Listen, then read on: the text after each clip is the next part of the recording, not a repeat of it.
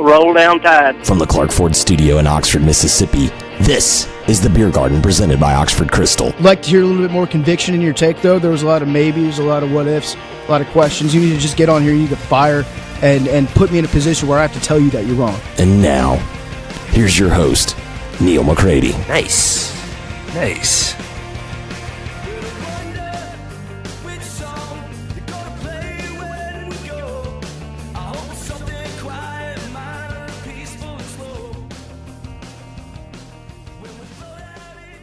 Welcome into another edition of the Beer Garden presented by Oxford Krystal. I'm your host, Neil McCready. Today on the show, football, lots of football, college football, some NFL at the end, lots of analysis of where the Ole Miss program is today, Ole Miss, Arkansas. It's with Chris Landry of LandryFootball.com. It was the requested podcast. I got Chris to do it. Frankly, it's a podcast I'd love to do with him every week. Might try to put something together along those lines. Before we get to Chris, let me tell you about the Oxford Krystal, Highway 6 West in Oxford, right next door to the Oxford Exxon. It is absolutely perfect place to kick off your football weekend with the Scrambler Breakfast Bowl. That's all there at Krystal. The grits, the cheese, sausage, egg, bacon, everything in one bowl. It's hot still, super hot. Grab a slushy, Sprite slushy, $1 every day, different flavors. And then, of course, you have the Pick 5 for $5.55. Make your own meal on Sunday when you sit down to watch the first full weekend of the NFL. Be a perfect meal to lounge on the couch as you recover from a day in the Grove and get ready for NFL Sunday. We're also brought to you by LB's Meat Market in Oxford. It is 2008 University Avenue in Oxford, right across the street from Kroger. It is 662-259-2999. Call that number. Call Greg Jones. Tell Greg what you want. He'll have it all packaged up for you. You want to be grilling on Friday, grilling on Sunday, watching the NFL. Perfect way to do it. All sorts of sausages, fresh and smoked. He's got seafood there from the Gulf. He's got jalapeno poppers, stuffed mushrooms, everything you could want. He's got it. Tell him that you heard about it on the Beer Garden, and he'll take a little extra care of you. He'll throw some things, some goodies into your sack, if you will, that will make you quite happy. We're also brought to you by Community Mortgage. It's located in Oxford, Memphis, DeSoto County, and Chattanooga. More than 30 years old, one of the oldest mortgage companies in the Southeast. All of the underwriting and the processing is done in Memphis, so you're getting local underwriting that understands your market. It's the leader in condo financing in the Oxford market.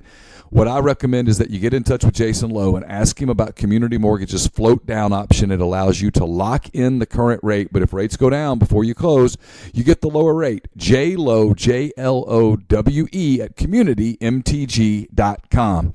And we're brought to you by Strategic Partners and Media. SPM is a full-service advertising agency that works with businesses of all types, big or small, Fortune 500 companies to startups.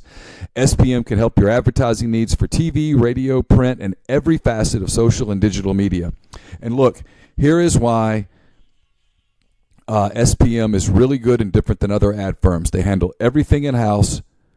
They don't stub their work out. The writing, the production, and the editing is done solely by their staff and crafted uniquely for their clients. What you do is you get in touch with them. It's an Ole Miss grad and a Mississippian who's a partner in the firm, so give them a call and see just how great they are. Austin at strategicpartnersmedia.com. Again, Austin at strategicpartnersmedia.com. Now, here's Chris Landry of LandryFootball.com. Chris, welcome into the show. Really appreciate you spending some time with us. I know it's a busy time of the week for you, so thanks for being with us. Oh, my pleasure. Always great to talk football with you, Neil. All right, let's start here. I know there are more attractive SEC games nationally than the one that I'm going to cover. Obviously, Texas LSU is a huge one in Austin. Texas A&M Clemson in Clemson's a huge game. I want to get your thoughts on what Auburn did with Oregon, kind of Auburn-Tulane a little bit. There's some games I want to touch on, but I want to start with the one that I'm going to cover Saturday night because obviously a lot of the people listening to this are dialed into what's going on with Ole Miss, that kind of thing. Before we get into Ole Miss and Arkansas, I wanted to get your thoughts on what you saw with Ole Miss in Week 1, specifically with what you saw from the offense. First game with Rich Rodriguez as the offensive coordinator, first game with Matt Corral as the starting quarterback. Just your kind of general thoughts, and then we'll go from there.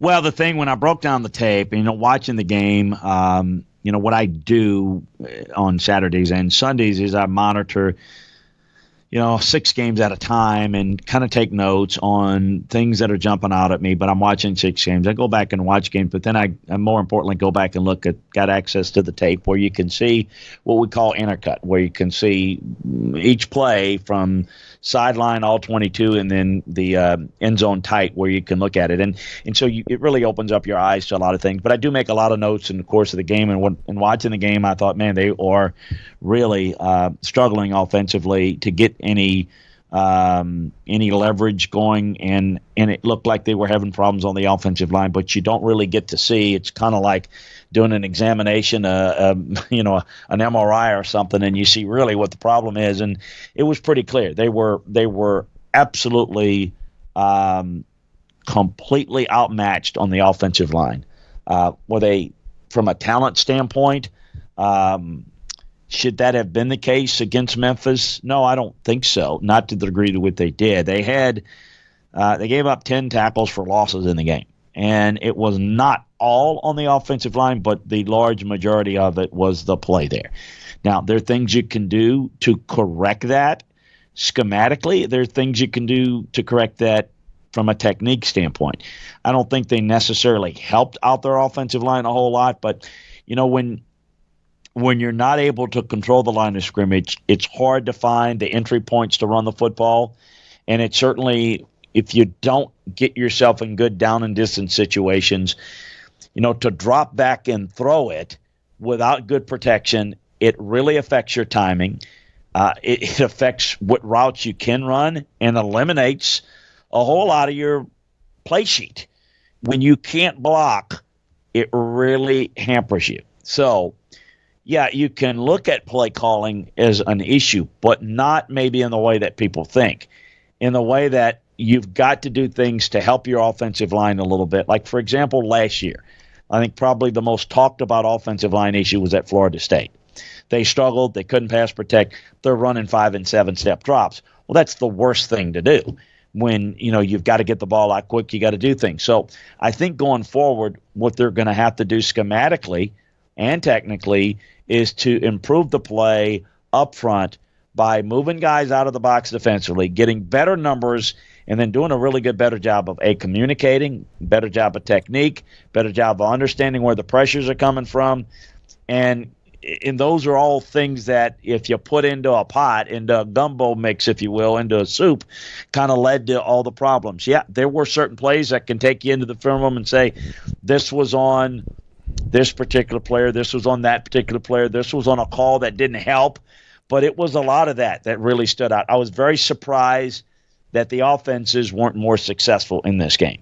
I thought there were opportunities against the defenses for both to have success, but offensively it was about as bad a performance at the line of scrimmage, all things considered. I mean, there were worse performances with really outmatched opponents, when we had a lot of those games. But in terms of what should have been and what wasn't, it was probably the worst offensive line performance that I saw in film in college football last week.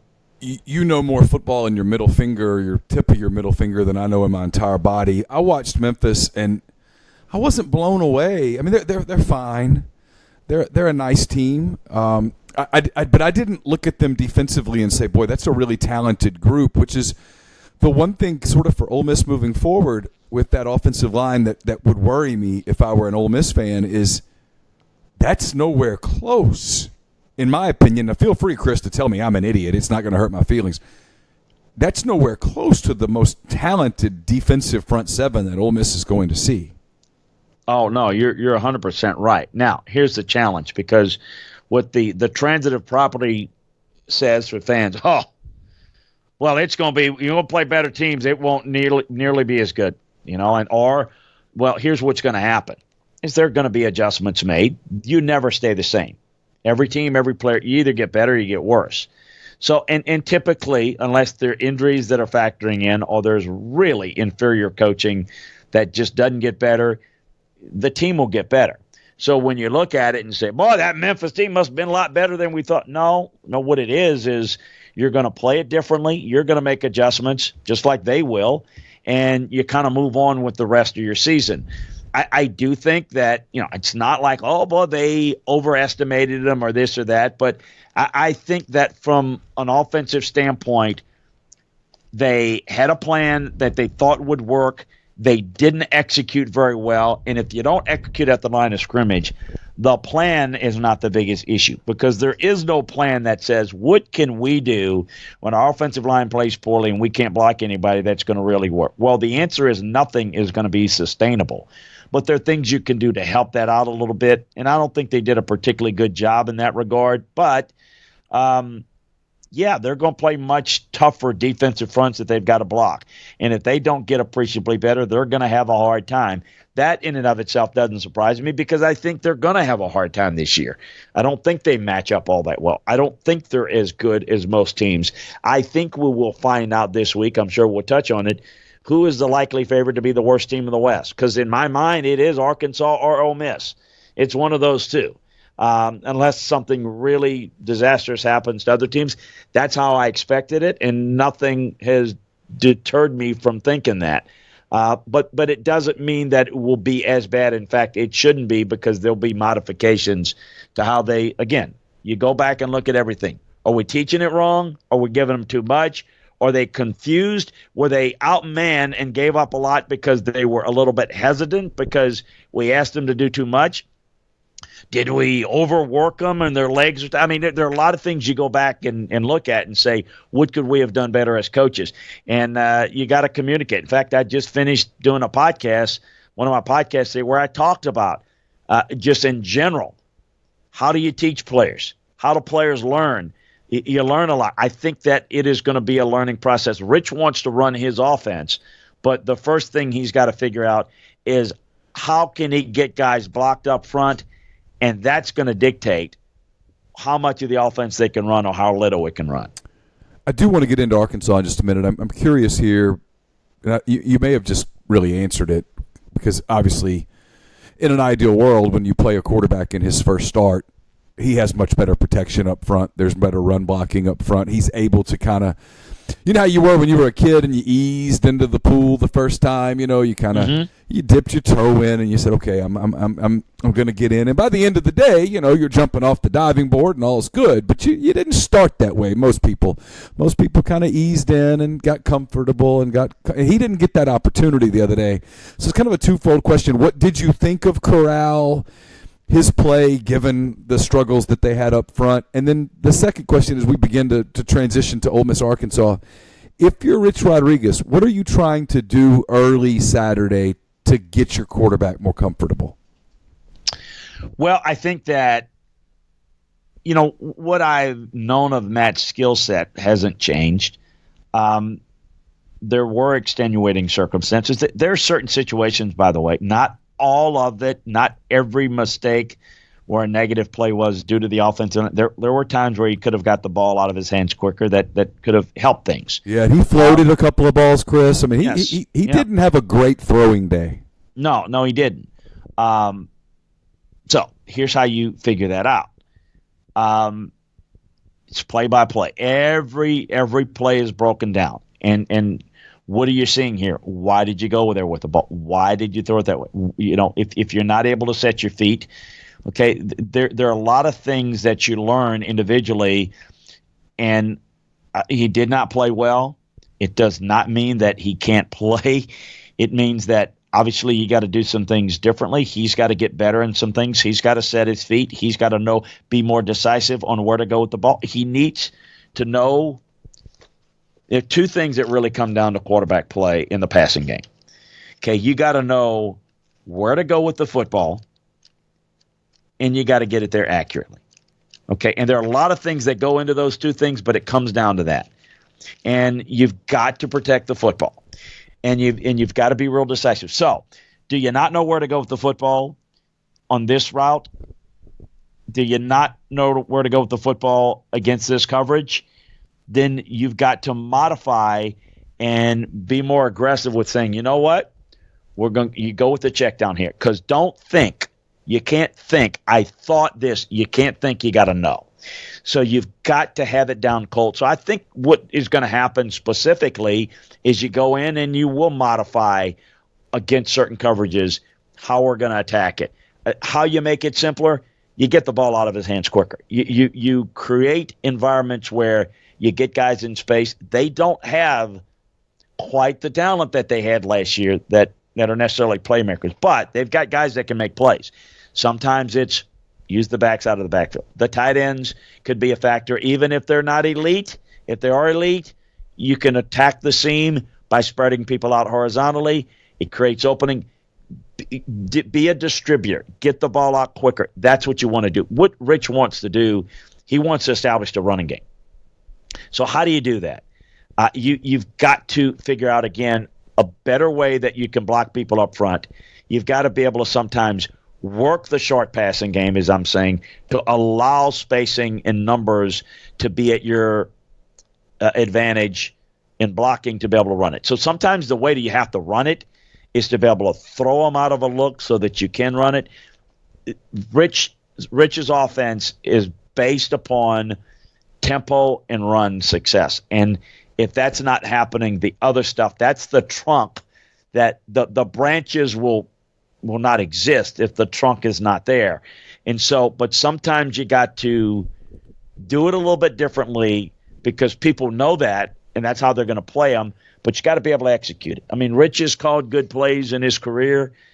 This is a challenge because, and he's called good plays in his career where he's not had as much talent as the opponent. But most of the time when it's been really successful, whether it's Glenville, whether it's Tulane, whether it's West Virginia, whether it's Arizona, wherever, he's had elite runners, the ability to be able to create creases in the run game and to be able to out-tempo you and get you misaligned. So a couple of things. Tempo can help it, and obviously the short passing game to open up the run game. Those are the things that I think that you probably need to work on. And although it wasn't a good opponent last week against Portland State, I thought Arkansas's defense did a good job defensively. Melvin Aiken was really, really productive for him.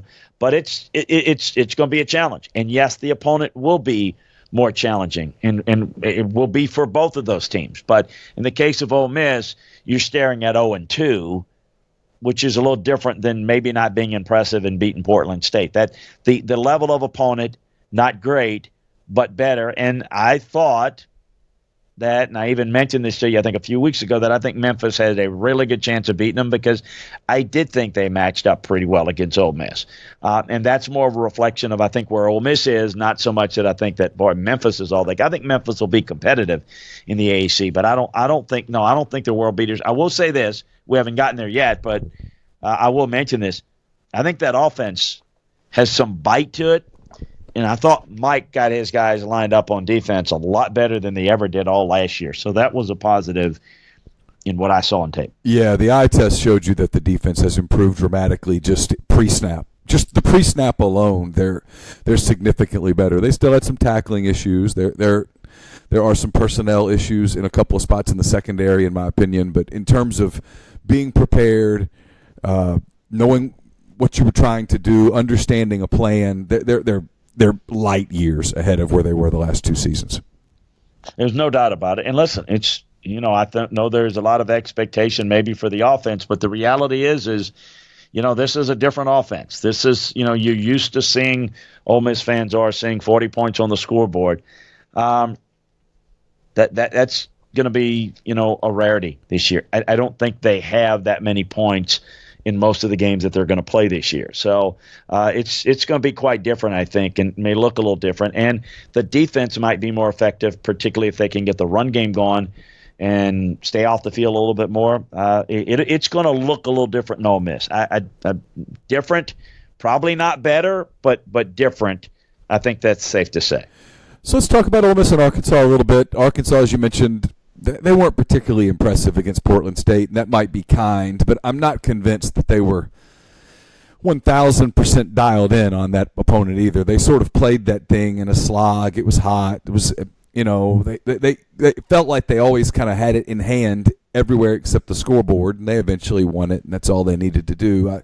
I would suspect they had a lot of their attention already sort of turned to Ole Miss. So this matchup, it's always been crazy. You've seen it, lots of overtimes and lots of goofiness, and Ole Miss kind of won a goofy one last year in the rain in Little Rock, and both teams scored a gazillion points. It's going to be a different kind of game, I think. But when you look at the matchup, Arkansas obviously has the two really good running backs, Boyd and Whaley, who both gave Ole Miss fits a year ago. They've got the big athletic receivers on the outside.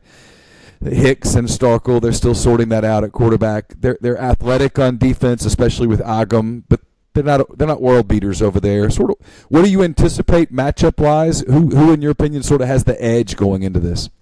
Well, I think Arkansas has the personnel advantage and the bit of the edge. I thought they were a little bit out of sorts on offense, maybe for a few reasons.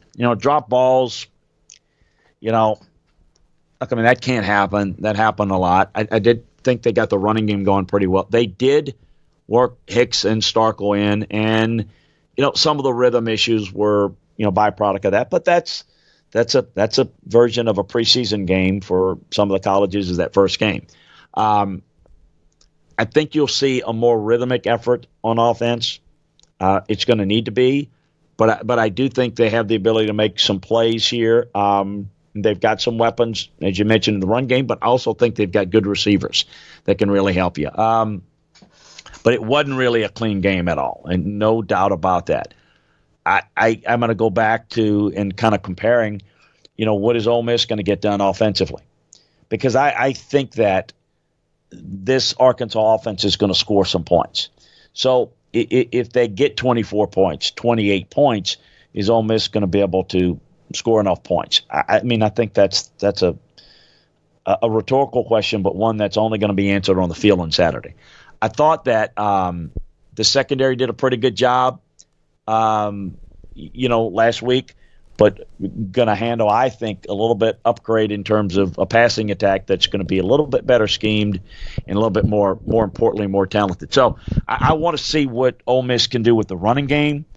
That's going to be key. I think if they can't sustain anything on offense and their defense is on the field, I think we could see a different defensive result that won't be as effective, because I think Arkansas is going to clean up a lot of things from last week to this week just by the mere fact that they tried a lot, and I thought in trying a lot they weren't real sharp at anything, ideally, but I think that's going to be modified quite a bit. So they were experimenting a lot, is what I thought watching it. It says, let's try something here. Let's try something here. I want to get something on film. I want to look at something. It felt like I'm not comparing them to an NFL team, but in an NFL game early in a preseason where you can tell the coaches don't really give a damn whether it works or not right here. They just want to see it. Correct. No, I think that you've got to figure out what it is you can do, just like in practice. People understand they ask me all the time, how do you put together game plans? Well, you go in with an idea of things that you think are going to work against your opponent, but your practice will weed out the game plan stuff. Because if you've got something that's going to work well, but you can't execute it well, your receivers, your quarterback, your defensive front, whatever, are just struggling with it, then that needs to be taken out, and you focus on the things that you can execute well. And so I think a lot of that takes place in week one. So I think it's going to be a real interesting matchup.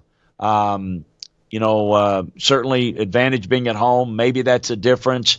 We'll see. But I would say that overall, the defenses were pretty. I was a little bit more impressed with Ole Miss's defense because of who they played. Because Portland State's offense is not very good. I think that defending a Memphis offense was a little bit more challenging, and I thought they did a good job. Listen, it's maybe a little bit more desperation game for Ole Miss, so maybe they get it done there. I think, and I'll stick to it, I think these are the two weakest teams, weakest rosters definitely in the West, and this game's going to probably have a lot to do with the rest of the season, of course, of who's the front runner to stay out of the bottom, out of the cellar of the West, and who's maybe just a tad better. We'll see. All it's going to really determine is who's going to be better, in Vaught Hemingway on Saturday. But I do think that there's there's some, I know, grumblings in Oxford. There's some grumblings in Fayetteville, too. I think the reality is, as the offseason brings about everybody's going to be really good. We're going to be better than everybody thinks. I don't think Arkansas and Ole Miss is going to be better than at least I thought. I hope I'm wrong, but there's something that gives. They don't match up very well against most of the teams that they're going to play. I think these two teams match up pretty well against each other.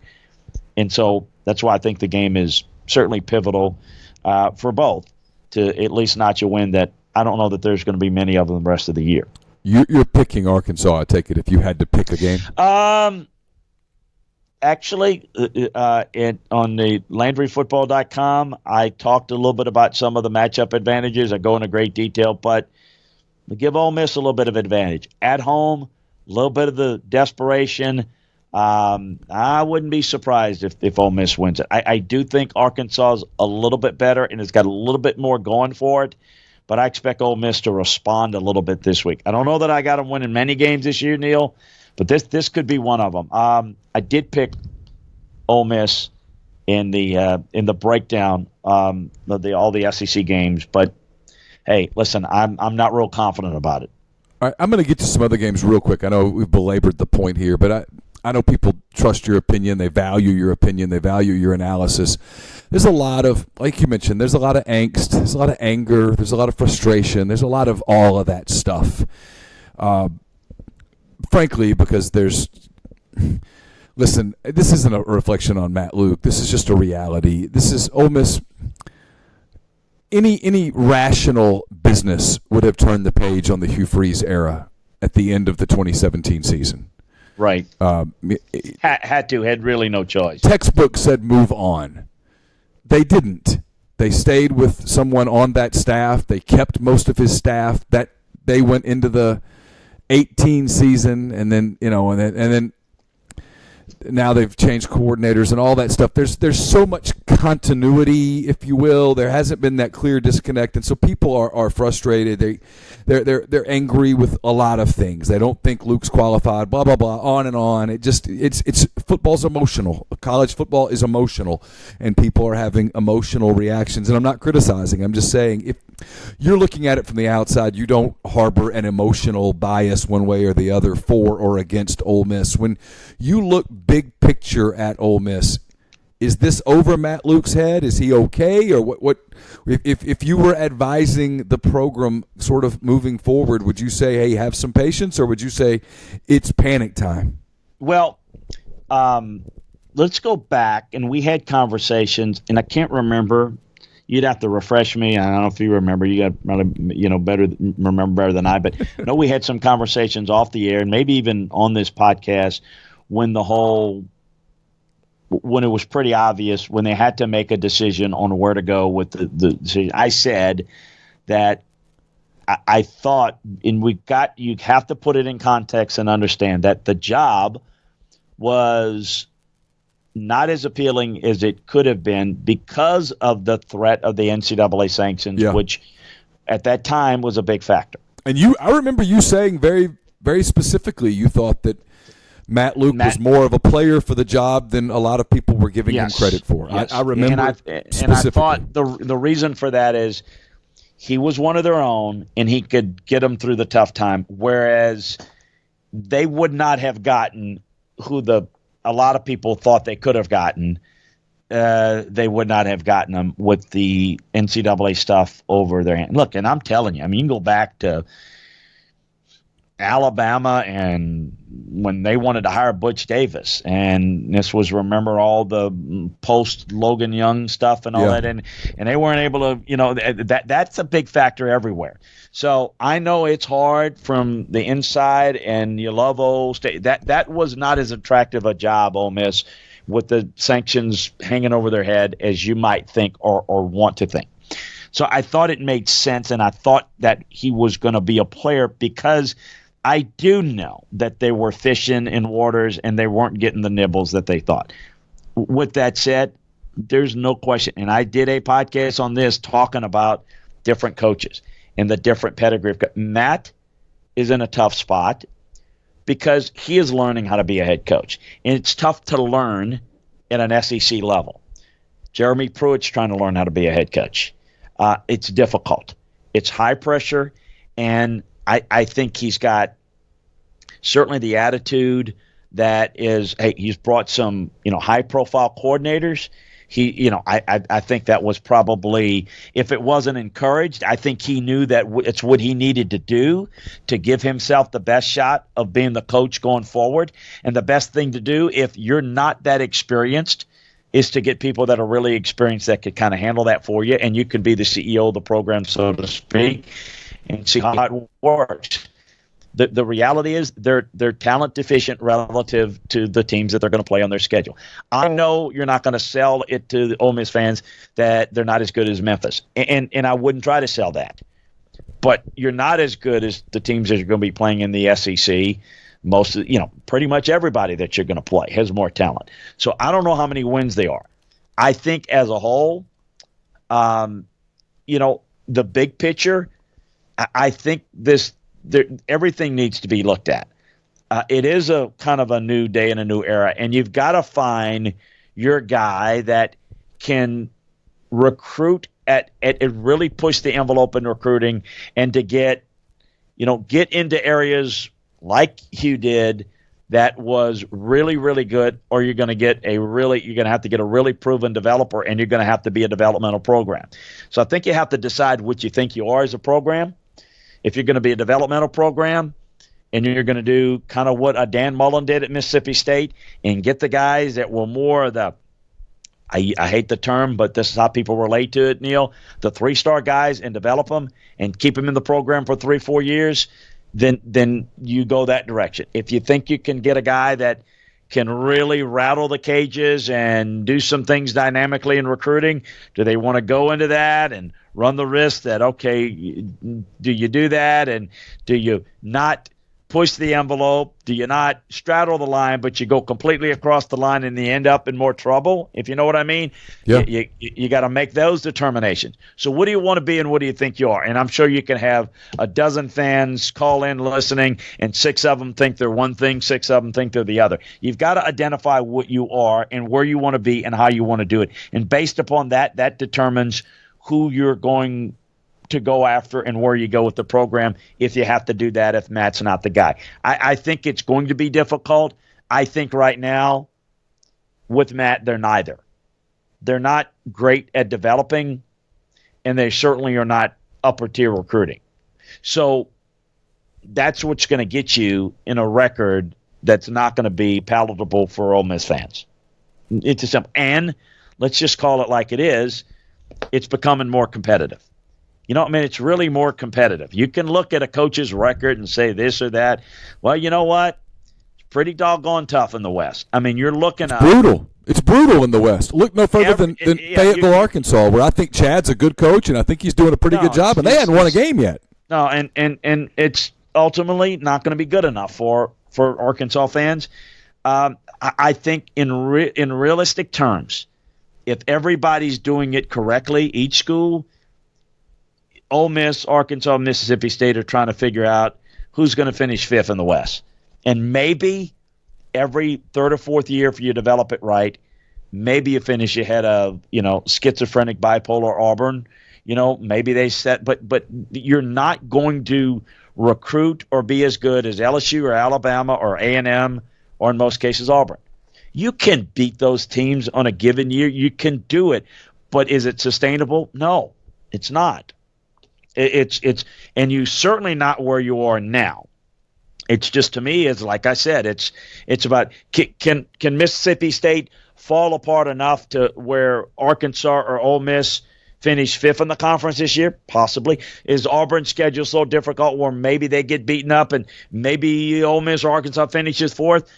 Possibly. Not likely on any one of those things. So, look, I think you have to look at it. And what are the expectations? Because if the expectations are, hey, we need to win 9 or 10 games, I don't think that guy is out there to do that at Ole Miss if everybody else is doing it right. It's just not. The highest point we've seen in Ole Miss for years and years and years was what Hugh did. And you beat Alabama 2 years in a row. Okay? Did you go to the SEC championship game? I mean, it's a return. We know, and I'm not saying that should have been, but that was a run. We all know the state of Mississippi was up when we got the first playoff rankings. We had Ole Miss, Mississippi State. They were in, as we like to say, high cotton, but that is not sustainable for either program realistically. So you got to identify who you are and who can get you there. And I'm not saying be satisfied with going to bowl games and winning 8 a year. You can strive for more than that. But if you're going to run coaches off because they can't do that, you're not gonna ever keep a coach, and it's never gonna work because it's not sustainable. It wasn't sustainable with you either. And even if things had not gone bad off the field with you, I mean, he was heading towards bringing Ole Miss on a par with Alabama. No, they won't. No, he was losing the program. It was falling apart, and some of that was off the field. Not unless those programs come back to you, you're not catching up with them. And I hope this doesn't go off as being disrespectful, because I respect what they do. It is just a different set of circumstances. And Ole Miss's history is great. It's old history, but they don't look like or do anything that's along the lines of what Alabama or Georgia or LSU does in terms of their resources and what they do. And so you've got to make the best way to do it is you got to go all in on staff commitment. The amount of staff, how you do things, be cutting edge, different ways to go about it, and you got to have that guy and maybe go with somebody that you can sell. Look, we have expectations, but if you do a good job, you're not going to get run off because you can't beat LSU and Alabama and maybe A&M, because that's a different brand, that's different financial resources in a different way.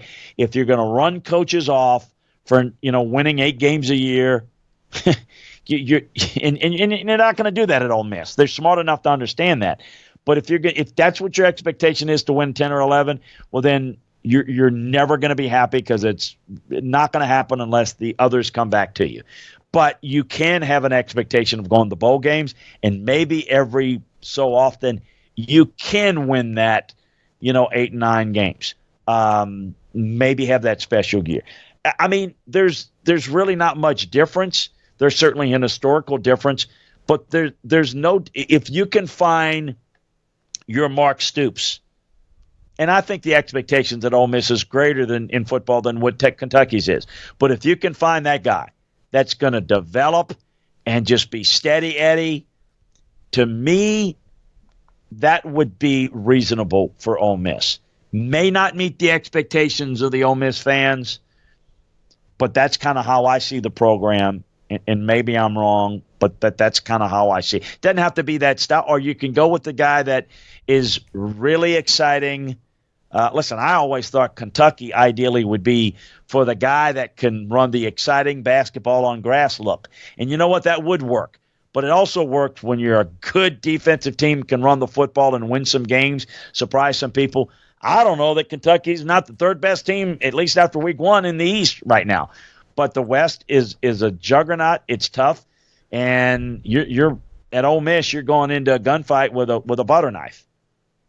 All right, let's touch on some other games real quick. I've kept you stayed on the Ole Miss thing longer than I meant to. Your stuff's great. It's fascinating analysis. Let's touch on about 3 games real quick. I want to get a couple of NFL topics, then we'll get out. Texas A&M goes to Clemson. I know that the line's about 18.5. A&M's playing with a lot of confidence.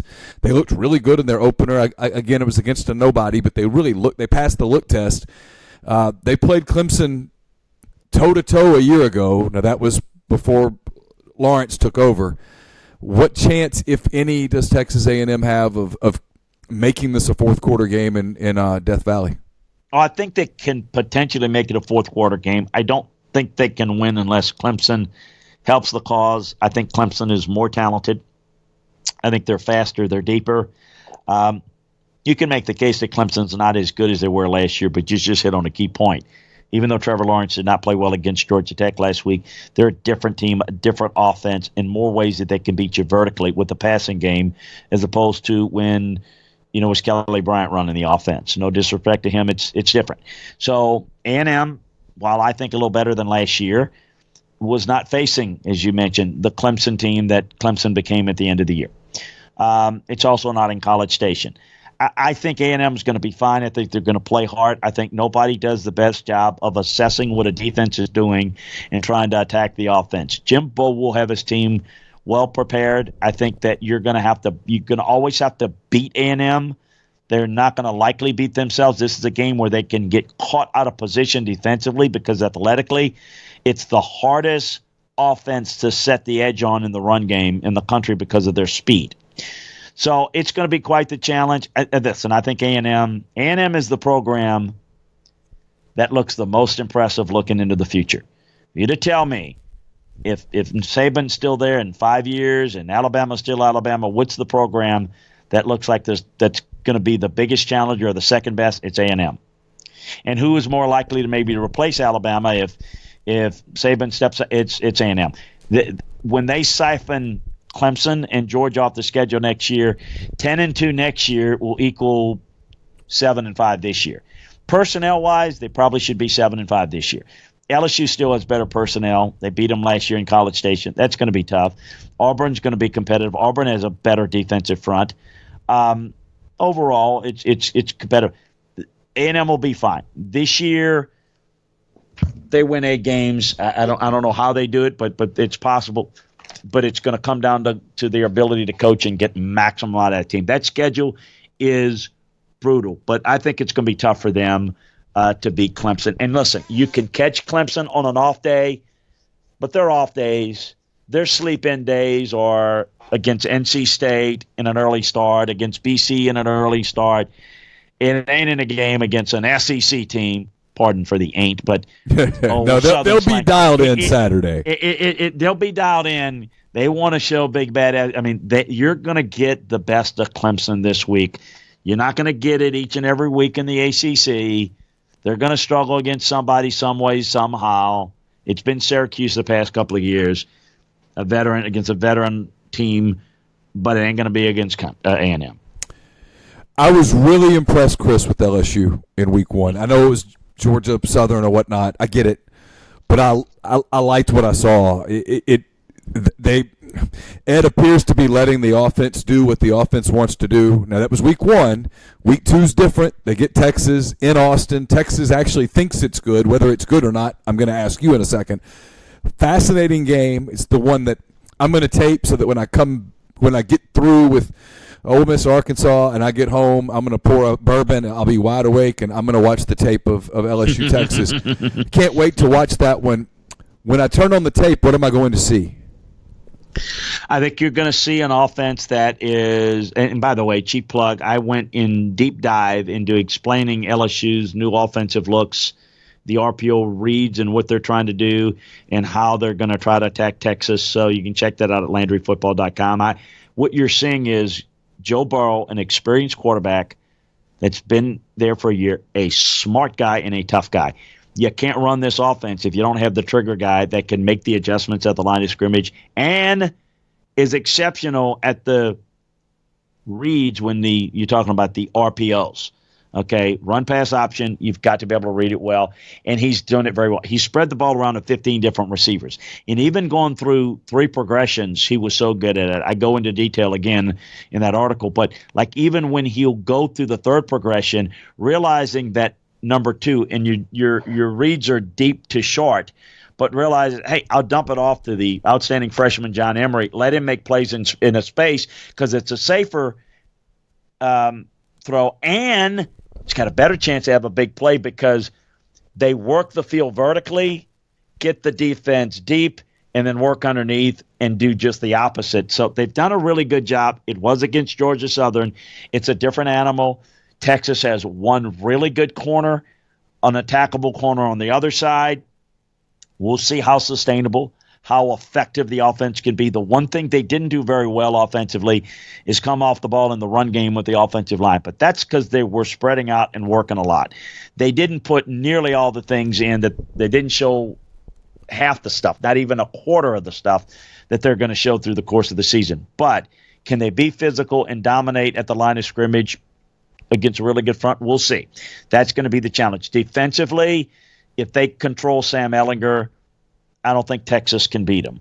If Sam Ehlinger goes off, it's a game. LSU has the better talent here. They should win the game. The greater pressure's on Ed because if he doesn't win, he loses with the better team, even though it's in Austin. For Texas and Tom Herman, man, he thrives, and he may be the best underdog coach in the country. And so I think it's an interesting matchup, one that LSU, from the film room, clearly says LSU's got the edge. And quite frankly, Neil, really shouldn't be close. Should be a 13, 17-point win in that range for LSU. I picked LSU by 17. I'm feeling smart. But here's the thing. Don't be shocked if it's closer, because how do you deal some of the things we're talking about? How do they sustain? What is their confidence level in a close game, a highly emotional game? I think you're going to get A&M's best, but just from a pure breaking it down, black and white, X's and O, there's distinct advantages for LSU on both sides of the ball. But the emotion and the preparation, the coaching of Texas, may make this a lot closer game than what I see on tape. Last college game before we get just a couple of NFL things. Auburn, I hate to use the term because it brings back bad memories for some people, but kind of found a way to win the damn thing in Texas against Oregon. I thought Oregon probably should have won the game. It looked like Oregon was going to win the game for most of the game, and then Auburn wins. What did you think of Bo Nix? And that Auburn defense it's real. It is real. They got blocked pretty effectively in the first quarter, the first half by Oregon. Oregon couldn't finish. It's been a little bit of a theme for Mario out there. He couldn't close against Stanford last year. And you can't make mistakes. You can't drop balls in the end zone. You can't fumble going in, although they held Auburn to a field goal in that series. That's game-changing. They could have put that game away at halftime. They didn't. Auburn's defense bowled up big time in the second half. I mean, they shut down Oregon the last 7 possessions. The defense and the run game kept Auburn in the game. Offensively, they were very vanilla with Bo Nix early. They felt like going in that the defense and the run game would keep them in the game, and they didn't want to mistake their way. Not that they didn't trust Bo Nix, but the uncertainty, the timing, making sure that you get it right. The tempo wasn't quite ideally what they wanted. They spent less time, hey, let's go fast, and more time, let's get it right first, because you got to get it right before you can go fast. So they were a little vanilla, and the tempo wasn't quite ideally what they wanted because they didn't want to risk losing the game in the first half. They wanted to see if they could keep it close and win with their defense and running game. And Oregon could have put it away, yes. But what happened was when it became late, they had to unleash and be a little bit more aggressive offensively, did Auburn, and they did. And the young man, boy, he showed a lot of poise. He showed that, hey, I want to go, let me go, I'm going to attack. And listen, it could have been a pick at the end, and what would people be saying? You see, that kid wasn't ready, yada, yada, made the wrong – I mean, it's a disaster. Who's the next coach? Because Gus is out. They're 0-1. It's a different world. It's crazy, but it's true. You're right. Yeah, but the reality is he made clutch throws when he had to. Now you build upon it. Now you're going to have a little underrated team in Tulane. I know. I was going to ask you, Tulane's kind of sneaky good. No, they're really good. They're well coached. This is the best coached Tulane team in a long, long time. But, they can grow, put a little bit more in on offense, get him confident. So now it could have been disaster to now this defense will keep him in every game. The running game could be a little bit better and even help him more. And then Bo, listen, I think he can handle more. Listen, I'm not going to count out young quarterbacks. I'm doing that. I mean, my God, how many young quarterbacks? Sam Howell, Bo, Bachmeier at Boise State, Jaden Daniels at Arizona State. My goodness, what are these kids doing? They're in high school last year, and they're dealing at the college level. It's impressive, and we won't get into that. That's another conversation. But all the 7-on-7s and the advancements, they're getting better and better earlier and earlier. So, look, the schedule's really difficult. Auburn, we talked about with A&M. Same thing with Auburn. It's going to be tough to go on the road and beat LSU. They haven't done that since '99. But listen, do they have a shot? Beat Florida, beat LSU. A&M Sure, they got a shot. That defense gives you a shot every week. And if they can get improved play by the quarterback, look, I don't know how – it could be a special year. But, with the expectations of you better win 10 this year, I don't know how realistic you can say that with their schedule. But their defense is really – that defensive front is really salty. By the time most people hear this, the NFL season will be underway. The Packers and the Bears, that game will be in the history books. It's Thursday night at Soldier Field in Chicago. I'm just kind of looking at the Sunday slate, the games that turn my head and make me say, I want to watch that one. I'm interested in Cleveland at home in week 1 just because of all the hype around the Browns. Cleveland entertains the Titans. Atlanta at Minnesota could end up being a really big football game for both of those teams when we look back at the end of the season. I'm interested to see Kansas City just because everyone's talking about them as a Super Bowl contender. The Giants and Cowboys are always an interesting game. A lot of interest around here, obviously, with Eli Manning near the end of his career. What's the role for Daniel Jones? What's going on with the Cowboys and Prescott? Pittsburgh, New England's a big game Sunday night. And then Houston and New Orleans. 2 teams that have major playoff dreams. That's a Monday night game. So there's a lot to look for in week 1. I'm just curious your thoughts. Which games are the ones that I know you're going to watch them all and you're going to follow them all, but which ones are the ones that sort of stick out as, hey, these are the ones I want to check out for a lot of reasons? I think you hit some of them. A lot of hype with Cleveland. This is a game you need to win at home. Tennessee's trying to see if they can get enough consistency out of the quarterback position. That's big. Atlanta, can they protect on the right side of their offensive line against Minnesota's defensive front? That's intriguing. Another one, Buffalo, the Jets. That could be for the front runner for the second place spot in the East. Maybe an outside shot at getting the 6th playoff spot for one of those 2 teams. We'll see. Carolina with the Rams. The Rams going all the way across country, the East Coast time zone, real challenge there. One of Kansas City's offense, listen, you like offense, grab a hold of some Oklahoma tape and some Kansas City tape at the college and NFL level. That's going to be really good. No doubt. The Colts with Jacoby Brissett going up against the Chargers without Melvin Gordon, going to be interesting. You mentioned, Dallas, the Giants with Eli and what the plan is going forward. Dallas getting Zeke back. It's going to be intriguing. Kyler Murray. Early, first start for him. Unleash that offense. We'll see what it can do. See what Detroit can do. I expect they want to run the football and control the game that way. We'll see how that plays out. Pittsburgh, New England's always important. It could come down to home field advantage, and this game could be a factor. You end up with, 13-3 records, 12-4 records. You've got that game in hand. That determines whether you play the game at home or on the road, potentially. So, here's the thing about it. You can't win your division in the first 4 weeks of the season, but you can lose it if you start off really poor. As a whole, expect a lot of mistakes on special teams, turnovers. It's preseason's even a little more different than it used to be. Not a lot of starters playing, so timing and rhythm issues are going to be a factor. Tackling's going to be really poor the first 4 weeks. So keep that in mind as an overall, but obviously you just got to try to bank those wins. We break the NFL season down to quarters as coaches. And you need to, ideally, if you can win 3 out of 4, in each quarter, you can win 12 games. You're going to the playoffs. You may win your division with that, depending. But you end up, starting out 1-3, then what you're saying is you got to win 3 out of 4, 3 out of 4, 3 out of 4 to make up for it. You start digging a hole. And if you're 1-3, you're probably 1-3 for a reason. And, that leads to, you can't win 3 and 1, you're 2-2. And all of a sudden, that's where you end up with an 8-8, 9-7 record. And that's kind of how you break it up. But those first 4 weeks, you begin to learn a little bit after the 4th, 5th weeks of the season. But you can get a little bit of a feel, even though it may not be exactly what you're getting, gives a little bit of a feel. Remember last year, Tampa beating the Saints in week 1? It was certainly not an indication of who is the better team over the course of the year, but it kind of set the tone for what the Saints needed to do. They were without Mark Ingram at the time, and now they're going to be without him all year. But I think it kind of sets the tone early on to where you need to go with your team.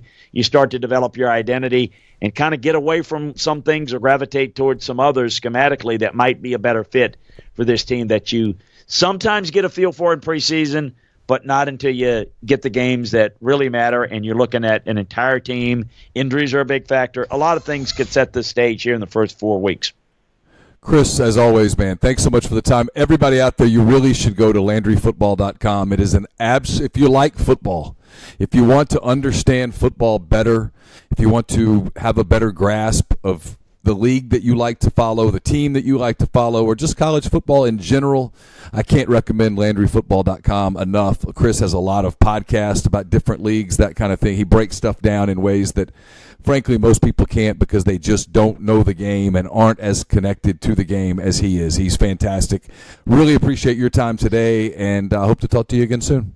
Hey, love being on with you as always, and hopefully we have some good results for the locals here in the next few weeks. Talk to you soon, Neil. It's always great talking football with you. You too, Chris. Talk to you soon. Have a great weekend.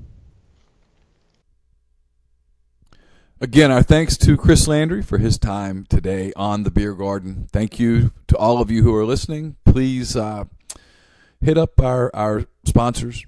Head over to LB's. Head to Oxford Krystal. Tell them you heard about it on the Beer Garden. Enjoy the first full weekend of the NFL. Week 2 in the college slate. We'll be back next week. We'll probably continue to stick with football, play the hits, So we'll stick with football most of the time. We'll touch on baseball as the pennant races heat up down the stretch.